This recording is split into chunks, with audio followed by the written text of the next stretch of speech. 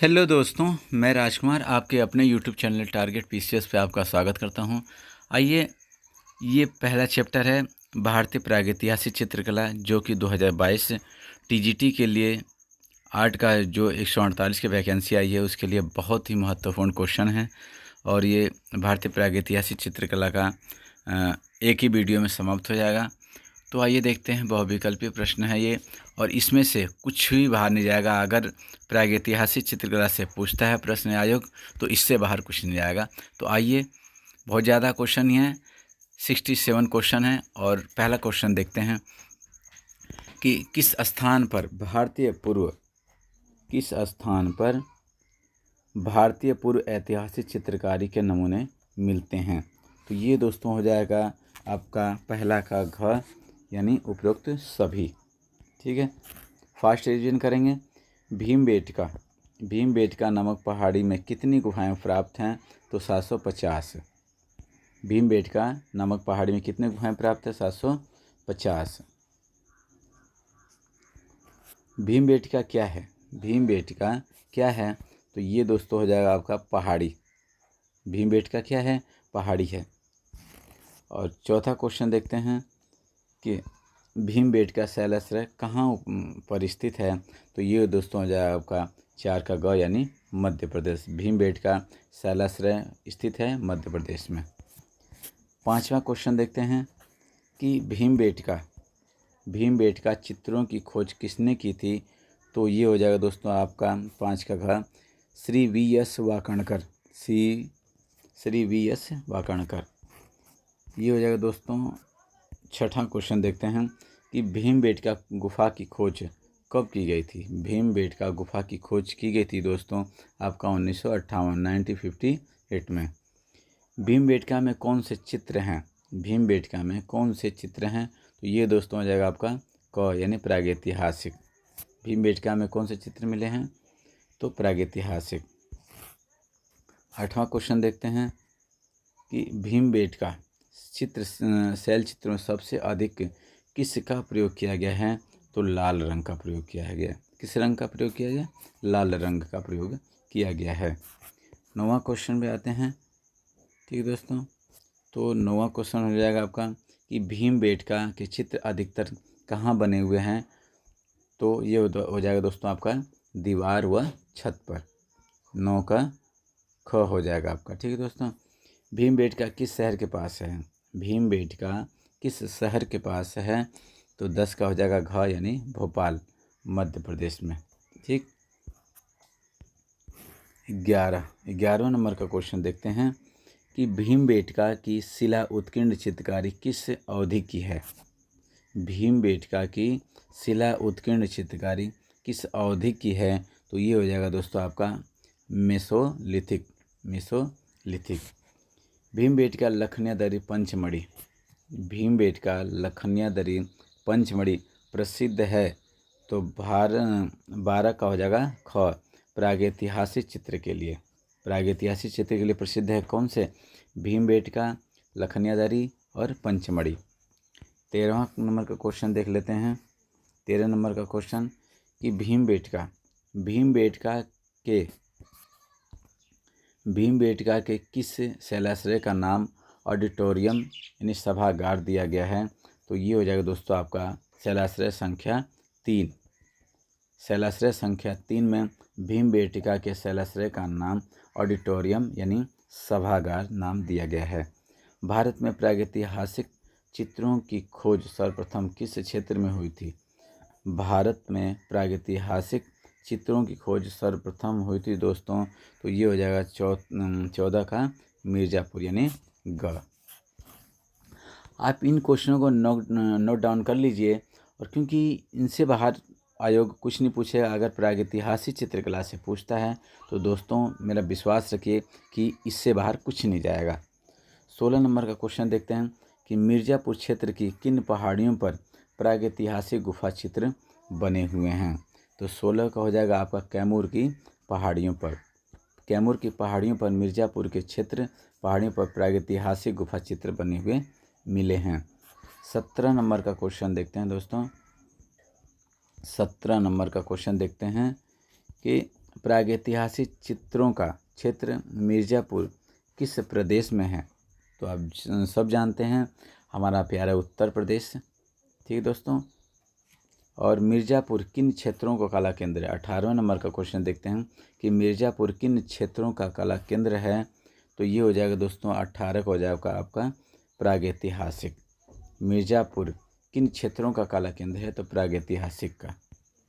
ठीक है। 19 नंबर का क्वेश्चन देखते हैं कि मिर्ज़ापुर में प्राप्त प्रागैतिहासिक चित्रों में नृत्य का दृश्य किस गुफा में अंकित है? ठीक है दोस्तों। तो ये हो जाएगा दोस्तों आपका 19 का घ लिखुनिया। लिखुनिया में मिर्ज़ापुर में जो पड़ेगा, मिर्ज़ापुर में लिखुनिया प्राप्त प्रागैतिहासिक चित्रों में नृत्य का दृश्य दिया गया। अगर आयोग पूछता है कि नृत्य का दृश्य किस गुफा में है मिर्ज़ापुर में, तो ये हो जाएगा आपका लिखुनिया। सभागार सांभर के आखेट का दृश्य किस गुफा में है? सांभर के आखेट का दृश्य किस गुफा में है? तो आपका हो जाएगा लिखुनिया। लिखुनिया में सांभर के आखेट का दृश्य मिलता है। 21 नंबर का क्वेश्चन देखते हैं कि पेड़ पर चढ़ते हुए लंगूर का चित्र किस शैलाश्रम में हुआ है? ठीक दोस्तों, 21 नंबर का क्वेश्चन है कि पेड़ पर चढ़ते हुए लंगूर का चित्र किस शैलाश्रम में हुआ है? तो ये भीमबेटका में पेड़ पर चढ़ते हुए लंगूर का चित्र है। पंचमढ़ी क्षेत्र में चित्र कितनी श्रेणियों में विभक्त है? पंचमढ़ी क्षेत्र में चित्र कितनी श्रेणियों में विभक्त है? तो ये हो जाएगा 22 का घ यानी 3। पंचमढ़ी क्षेत्र 3 श्रेणियों में विभक्त है। 23 नंबर का क्वेश्चन देखते हैं।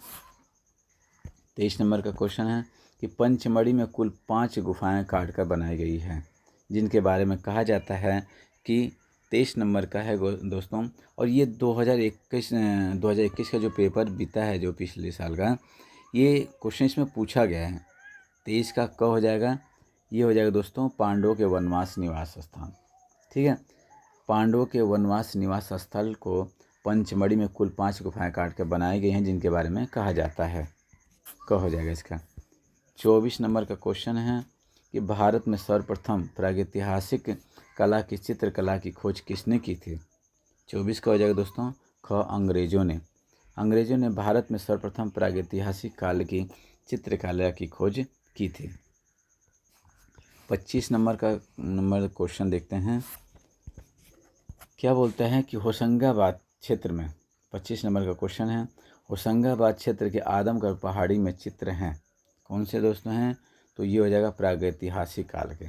होशंगाबाद क्षेत्र के आदमगढ़ पहाड़ी में चित्र हैं प्रागैतिहासिक काल के। 26 नंबर का क्वेश्चन देखते हैं कि होशंगाबाद किस चित्रकला के लिए जाना जाता है? होशंगाबाद किस चित्र के लिए जाना जाता है? तो 26 का हो जाएगा आपका ग शैल चित्रकला। शैल चित्रकला के लिए होशंगाबाद जाना जाता है। 27 नंबर का क्वेश्चन देखते हैं कि जिराफ ग्रुप का चित्रण कहाँ मिलता है? जिराफ ग्रुप का चित्रण कहाँ मिलता है? तो आदमगढ़ में। जिराफ ग्रुप का चित्रण कहाँ मिलता है? आदमगढ़ में। पंचमढ़ी की खोज किसने की थी? तो जी.आर. हंटर ने की थी। पंचमढ़ी की खोज किसने की थी? जी.आर. हंटर ने की थी। 29 नंबर का क्वेश्चन देखते हैं दोस्तों कि एक विशालकाय बकरी का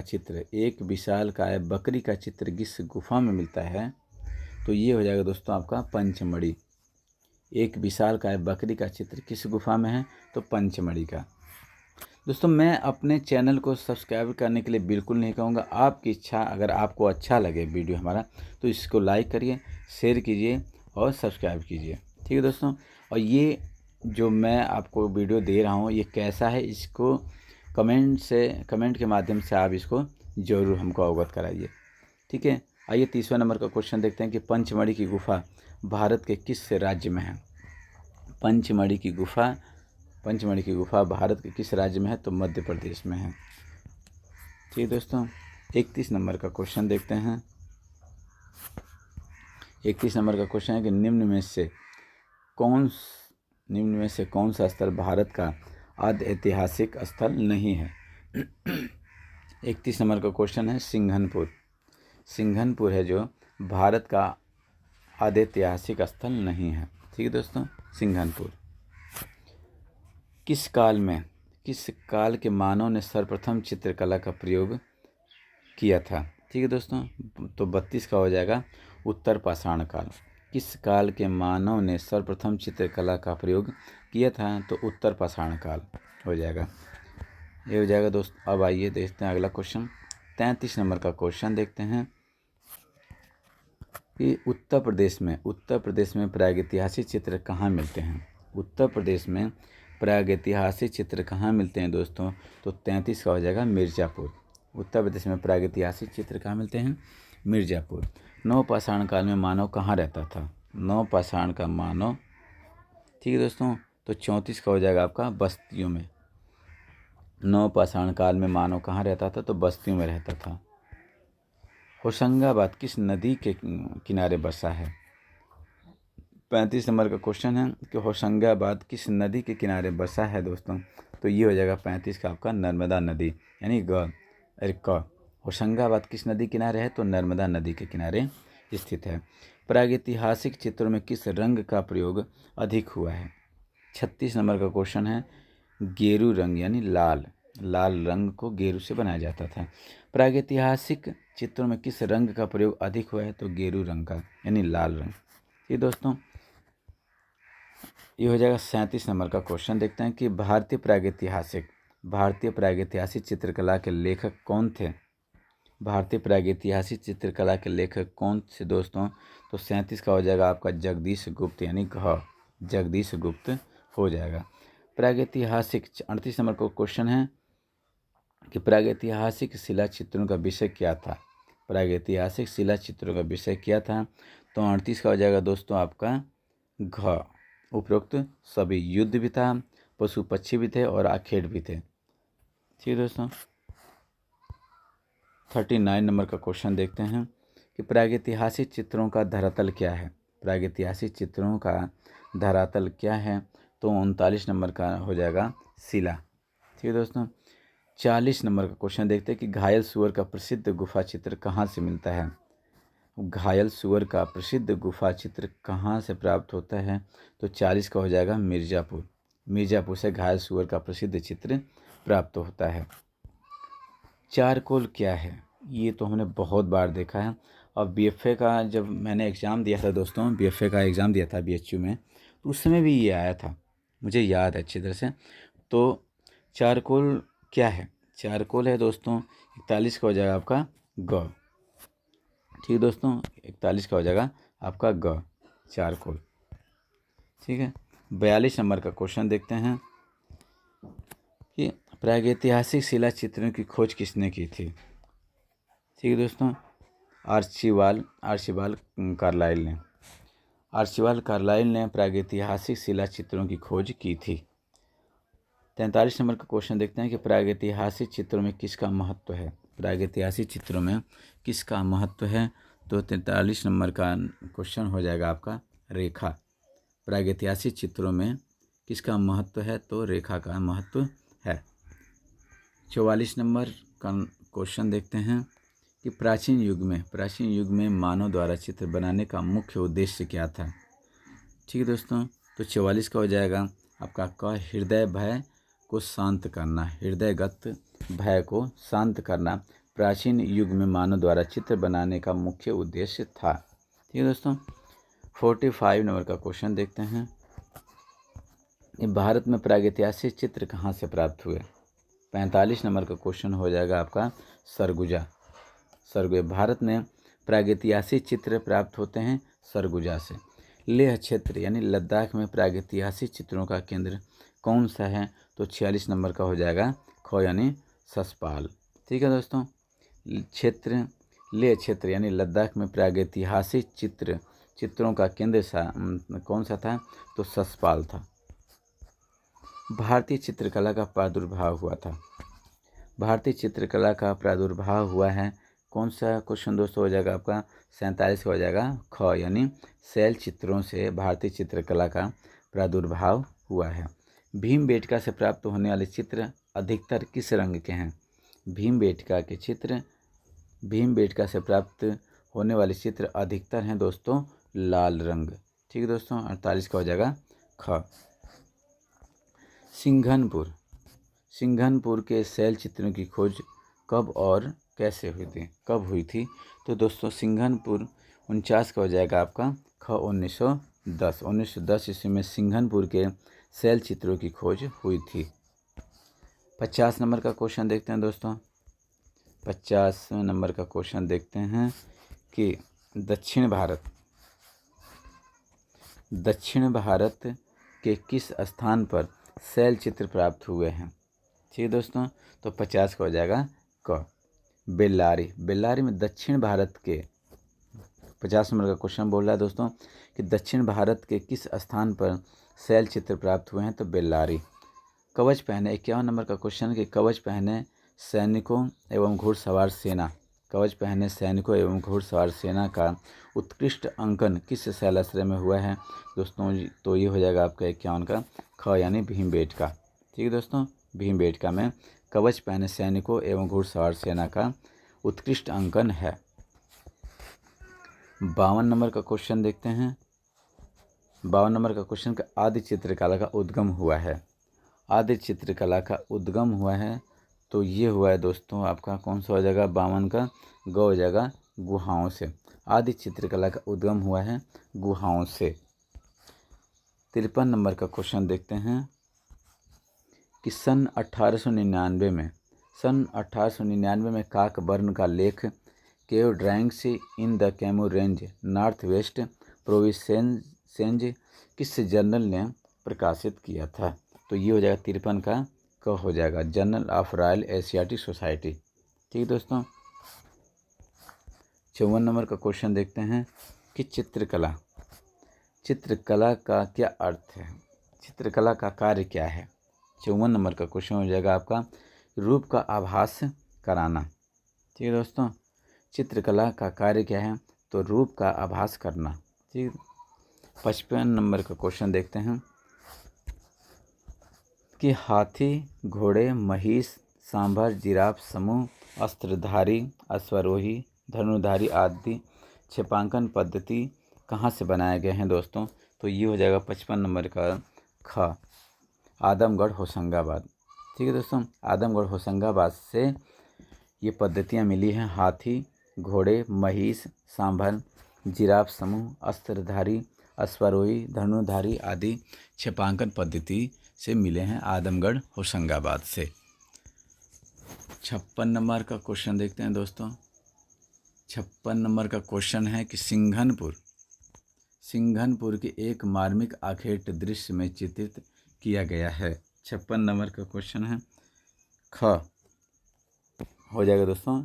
56 का हो जाएगा ख जंगली सांड को पकड़ने का दृश्य। जंगली सांड को पकड़ने का दृश्य हो जाएगा सिंघनपुर के एक मार्मिक आखेट दृश्य है। 57 नंबर का क्वेश्चन देखते हैं कि एक मरे हुए सूअर को पकड़कर ले जाने का सुंदर दृश्य किस शैलाश्रय में अंकित मिलता है?